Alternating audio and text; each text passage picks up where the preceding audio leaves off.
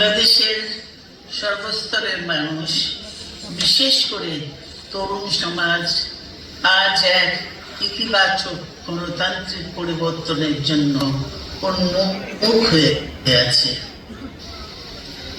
ক্ষুদ্র ক্ষুদ্র সংকীর্ণতা ভুলে দেশ ও জাতির বৃহত্তর স্বার্থে আমাদের কাজ করতে হবে।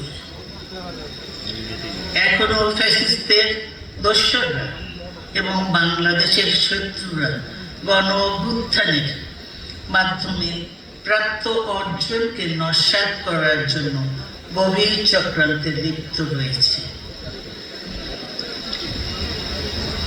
ইস্পাত কঠিন ঐক্যের মাধ্যমে জনগণকে সঙ্গে নিয়ে এবং চক্রান্তকে ব্যর্থ করে দিতে হবে। গণতান্ত্রিক বাংলাদেশ নির্মাণের জন্য আমাদের সকলকে একযোগে কাজ করতে হবে। আসুন আমরা আগামী দিনগুলোতে শহীদ জিয়াউর রহমানের স্বপ্নের আধুনিক সমৃদ্ধ গণতান্ত্রিক বাংলাদেশ বিনির্মাণের জন্য আমাদের সর্বশক্তি নিয়োগ করি এবং এত ত্যাগের বিনিময়ে প্রাপ্ত এই অর্জনকে সুসংগত এবং ঐক্যকে আরো বেগবান করি।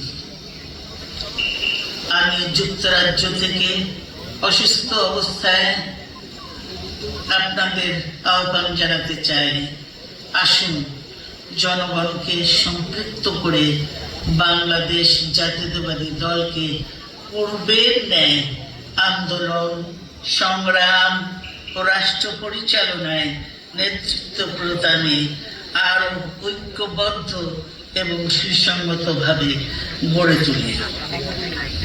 আপনাদের মাধ্যমে ছাত্র, যুবক সহ দেশবাসীর কাছে আহ্বান রাখতে চাই, আসুন প্রতিহিংসা, প্রতিশোধ নয়, পারস্পরিক ভালোবাসা ও ভ্রাতৃত্বের মাধ্যমে আমরা সকলে মিলে আমাদের প্রিয় মাতৃভূমিকে, বাংলাদেশকে সত্যিকার অর্থে একটি বাসযোগ্য, উন্নত ও গণতান্ত্রিক রাষ্ট্রে পরিণত করি।